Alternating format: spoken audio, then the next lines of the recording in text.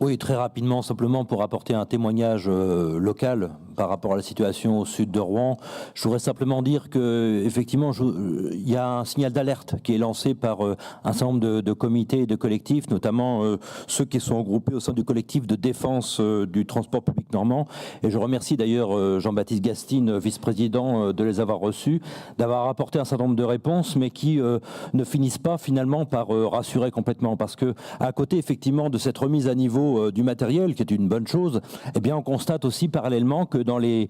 petites gares, eh bien, il y a un certain nombre de choses qui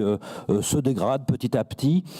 C'est le cas notamment lorsqu'on voit qu'il y a une menace qui pèse sur la gare de Pont-de-l'Arche-Alizé, lorsqu'on s'aperçoit que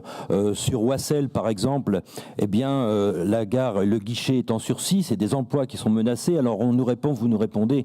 effectivement qu'il y a le numérique, les usagers peuvent se tourner vers le numérique, mais on a encore sur nos territoires quand même le constat d'une fracture numérique qui existe véritablement. Et moi, je souhaiterais pouvoir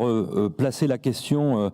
du schéma d'accessibilité par rapport aux situations de handicap de nos usagers. Je pense que ça a été une erreur de proposer en juin 2016, et ça nous a un peu échappé rapidement, de proposer un déclassement de la gare d'Oissel par rapport à cela. Je pense que cette gare est prioritaire et je demande si on peut réexaminer ce classement de la gare d'Oissel en prioritaire. C'est ici des salariés, c'est ici socialement des habitants du sud du territoire rouennais qui peuvent ainsi se rendre non pas sur la gare de Rouen rive droite, mais bien ici pour pouvoir prendre le train par exemple pour aller à Paris. Et enfin, je terminerai en disant rapidement que ce collectif eh bien, revendique toujours la réouverture eh bien, des comités de ligne qui permettaient, qui devraient encore permettre, selon moi, d'associer des élus, des usagers, des représentants des services de la région comme de la SNCF pour pouvoir